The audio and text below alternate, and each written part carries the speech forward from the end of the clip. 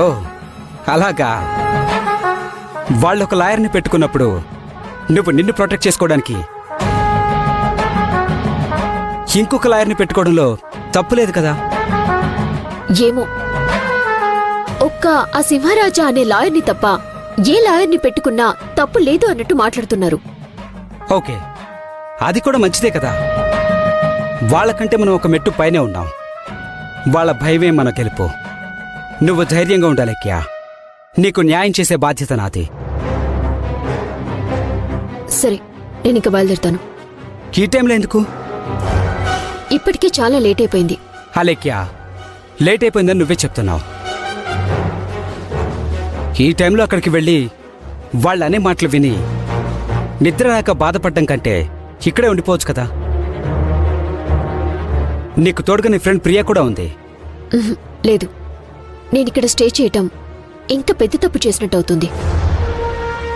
ఏంటలేక్యా, నువ్వు కూడా ఈ పాత చింతకాయ పచ్చడి ఆలోచనలతోనే బతుకుతున్నావు? అవి పాత చింతకాయ పచ్చడి మాటలు కానే కాదు. ఎందుకంటే నేను బావ క్యారెక్టర్ని వేలెత్తి చూపించే ముందు అతను నా క్యారెక్టర్ని వేలెత్తి చూపించకూడదు. ఒక ఆడదానిగా స్వతహాగా పేదింటి నుంచొచ్చాను కాబట్టి నాకు డబ్బు మీద ఆశుండొచ్చు. అలాగే తోడి కోడళ్ల మీద పెత్తనం చెలాయించాలన్న ఆశ కూడా ఉండొచ్చు. అంతేకాని అవతలి వ్యక్తి నువ్వీ తప్పు చేశావు అని నన్ను నిందించే అవకాశం మాత్రం నేను ఎప్పటికీ ఇవ్వను. That is my character. Very good Alekhya. నీలో పొగరే కాదు, తప్పు చేయకూడదనే గొప్ప క్వాలిటీ కూడా ఉంది. తప్పు చేసావని ఒక్క మాట కూడా అనిపించుకోకూడదనే తపన కూడా ఉంది. It's a very rare quality. Keep it up. సరే, బాయ్.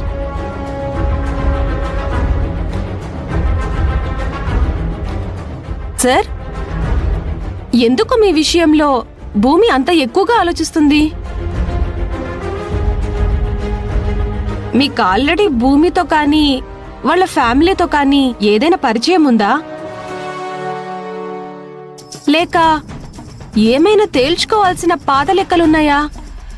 భూమితో కానీ వాళ్ళ ఫ్యామిలీతో కానీ నాకు పాత లెక్కలేమీ లేవు. కానీ కొన్ని లెక్కలు తేల్చుకోవడానికి పరిచయాలే ఉండక్కర్లేదు కదా.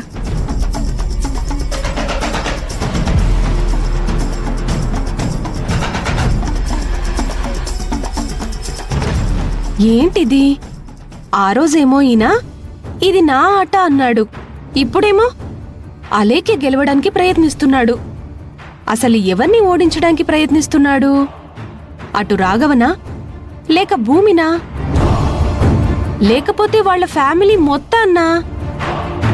ఇక్కడ అలేఖ్యకి నాకు చుట్టూ చూస్తున్న వాళ్ళకి తెలియంది ఏదో ఒక మిస్టరీ అయితే ఉంది. అదేంటో తెలుసుకోవాలి.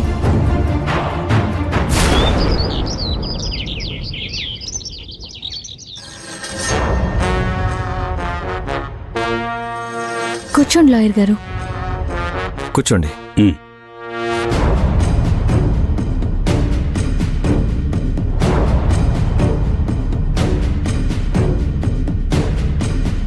భూమి, మాధవ్, రాఘవ్కు సుహాసిని గారితో పెళ్ళయింది. అది కూడా మీరే చేశారు.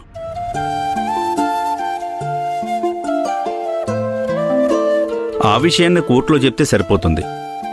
మీరే నిర్ణయం తీసుకున్నారో ఆ నిర్ణయం మాకు చెప్తే కేసు విషయం ముందుకు పోవడం కోసం ఏమేం ప్రయత్నాలు చేయాలో అవన్నీ నేను చేస్తాను.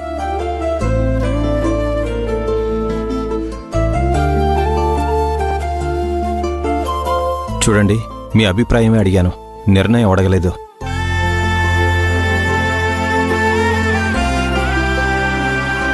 మీరేమనుకుంటున్నారో చెప్పేసేయండి. దానికి మొహమాట పడాల్సిన అవసరం లేదు. చెప్తే నేనేమనుకుంటానో లేదా ఇంకొకరు ఏమనుకుంటారో అని ఆలోచించాల్సిన అవసరం అంతకంటే లేదు.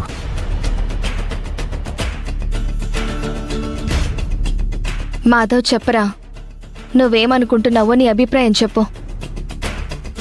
అది కాదక్క, మీరే నిర్ణయం తీసుకున్నారు. సాక్ష్యం చెప్పాలనుకుంటున్నారా వద్దనుకుంటున్నారా?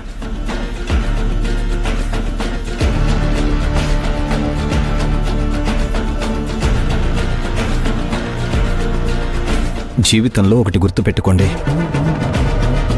మన లైఫ్ ఆ పైవాడు ఎలా రాస్తాడో అలాగే నడుస్తుంది తప్ప మనం ఎంత ప్రయత్నం చేసినా కొంతవరకే ఆ ప్రయత్నం మనకు సఫలీకృతం అవుతుంది. ఈరోజు నా జీవితంలో నా లైఫ్లోకి సుహాసిని వచ్చిందంటే అది ఆ భగవంతుడు రాసిపెట్టిన రాత అని నేను భావిస్తున్నాను.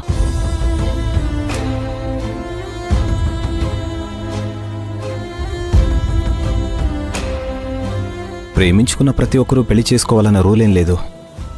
ఆ పెళ్ళిళ్ళు జరగచ్చు, జరగకపోవచ్చు. నేను సుహాసిని 7 సంవత్సరాలు ప్రేమించుకున్నాం. 7 ఏళ్ల తర్వాత ఒకటవ్వాలనుకున్న మాకు ఎడబాటే మిగిలింది తప్ప పెళ్లి అనే అదృష్టం మా దాకా రాలేదు. జరిగిన పరిస్థితులన్నీ కూడా మీకు తెలుసు.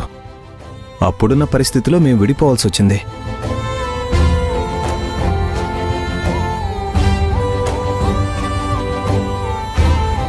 ఇప్పుడు నేను అన్నాను కదా ఒక మాట, మనకి ఏదైతే రాసిపెట్టుందో అదే జరుగుతుంది, మనం ఏదైతే చేస్తామో అది రాసిపెట్టి ఉంటేనే చేస్తామో అని. దానికి తగ్గట్టుగానే కొన్నేళ్ల తర్వాత సుహాసిని మళ్ళీ నా జీవితంలోకి వచ్చింది.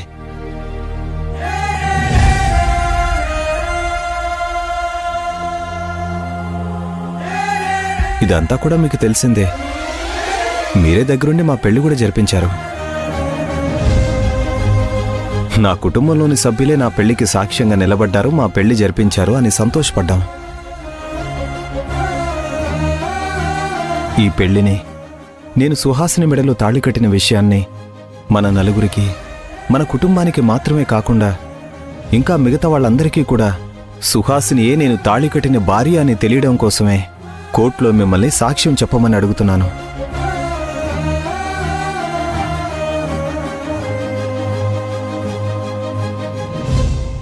భూమి, నా పెళ్లి జరిగిన విషయంలో సాక్షులుగా మీరు చెప్తారా లేదా అన్నది మీ ఇష్టం. ఇందులో బలవంతమేమీ లేదు.